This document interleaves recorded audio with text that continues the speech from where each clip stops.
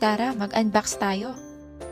Bago ko buksan ang laman ng karton, sinigurado ko muna na na-disinfect ito ng maigi. Sigurado may idea na kayo kung ano ng laman ng package ko. Box pa lang nangangamoy Powertools na. Nag-Lazada haul ako noong March 27, which is birthday ni Lazada. Medyo delayed ang delivery dahil na din sa pandemic. Okay lang malate basta ang mahalaga dumating ng maayos.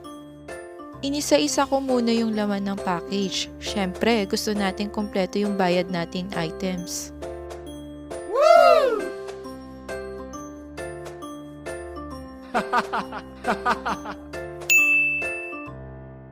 Mapapansin nyo sa right side yung mga nabili kong items. Ito yung mga must-have pag gusto mo mag-DIY sa bahay.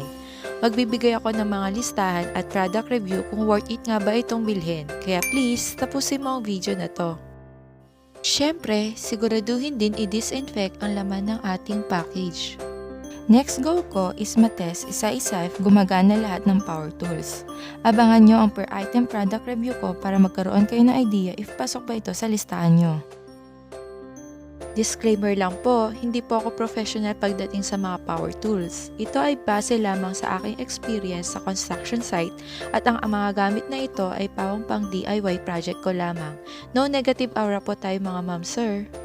Saan nga ba ako nakahanap ng murang power tools? Sa buildmate ako nakahanap ng swak sa budget ko. Madalas kasi bago ako bumili ng gamit lalo sa online, i-check muna if legit at madaming positive seller ratings ang isang store.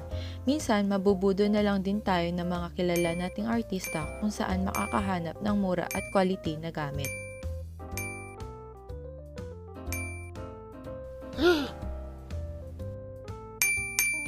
First item is Ingco 400 watts electric air blower and vacuum.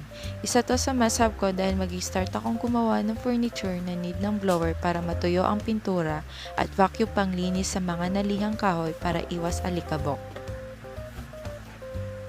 Ang laman ng kahon ay may kasamang dust bag, nozzle, main machine at dapat di mawawala ang manual booklet.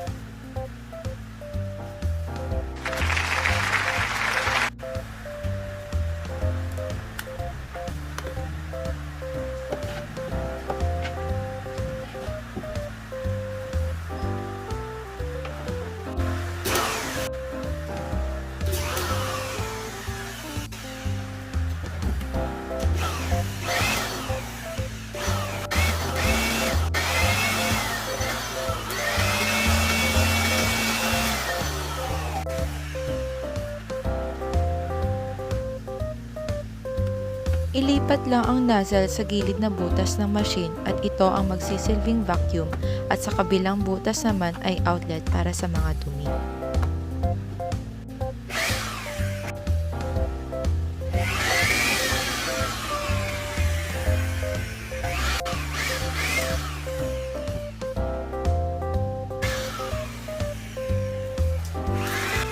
Medyo lumalabas sa dust bag yung na vacuum, kaya ang alternative ko na lang ay nilagyan ko ng supot sa loob nito.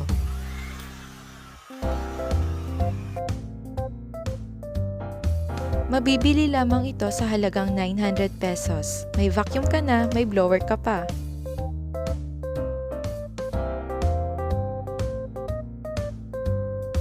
Second item is Mailtank Cordless drill 18 volts. Isa to sa mga napili kong brand maliban sa budget friendly, okay din siya pang matagalang gamitan. Swak to sa mga DIY project sa bahay at swak sa mahilig magbuting-ting ng mga gamit kagaya ko.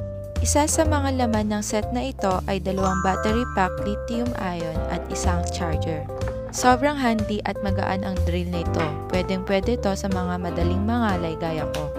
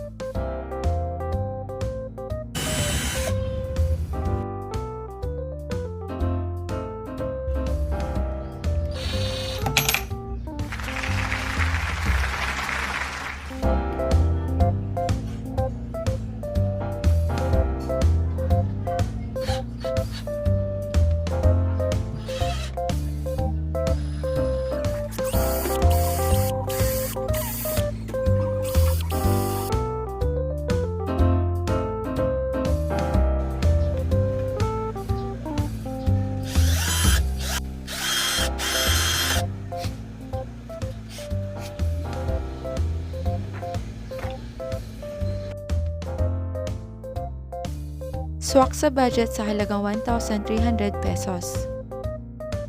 Pag may driller ka na, pwede ka na makagawa ng simpleng DIY sa bahay, mabilis at pulidong trabaho.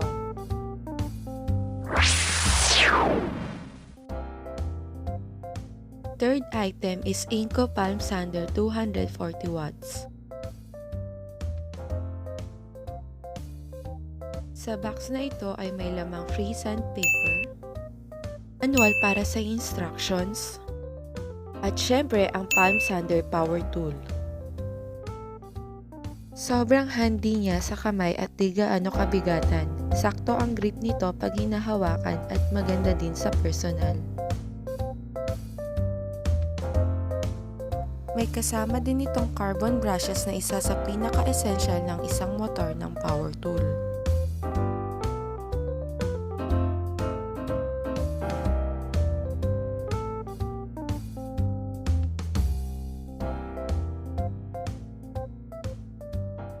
Paano nga ba ikabit ang sandpaper nito?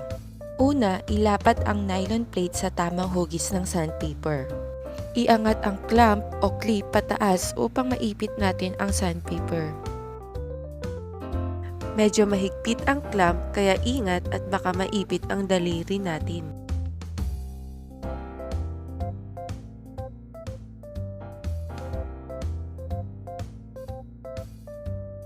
So ayan, may idea na tayo if paano magkabit ng sandpaper sa palm sander. Sa harapan nito ang main control, ang on at off button.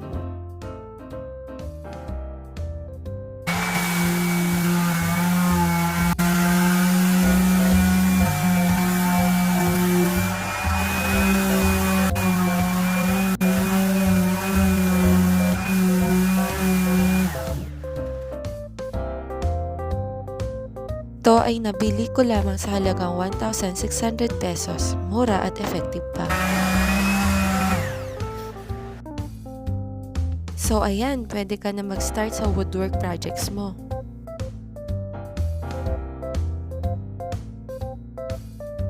Fourth item is Lotus Angle Grinder 650 watts. Simple lang ang laman nito.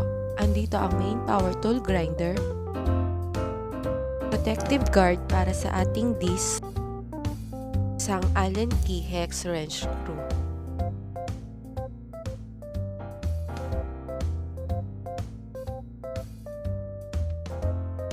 Una, diinan pindutin ang brake button. Kunin ang disc screw fix para maikot ito. Ito ang magsisilbing pang-ipit para sa ating metal, wood, or tile grinder disc na ating gagamitin.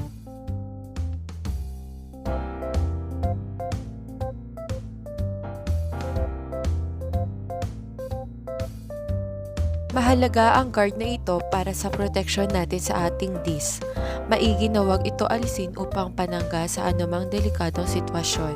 Gamitin lang ang Allen wrench panghigpit sa ating grinder guard upang masiguradong mahigpit ang pagkakalagay nito.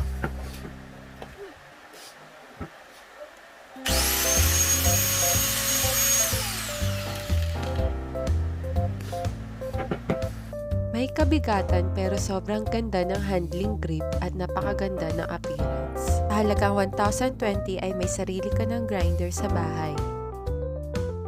May dinagdag din akong bakso para sa manual na pagputol ng kahoy.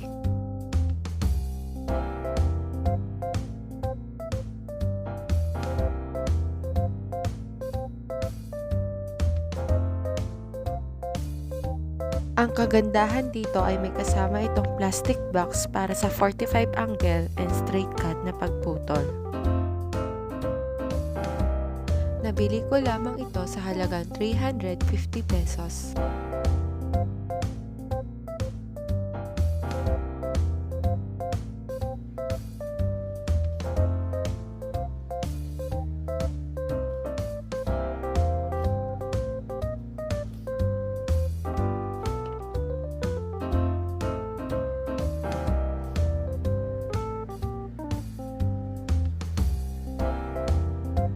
Mahalagang may sarili kayong lagayan upang mas magtagal ang buhay ng ating mga power tools. Tandaan, hindi hadlang na wala kang gamit para lang makagawa ng magandang DIY. Ang importante ay diskarte at tiyaga at tiyak na balang araw mabibili mo din ang mga nais mong power tools para sa iyong simple project.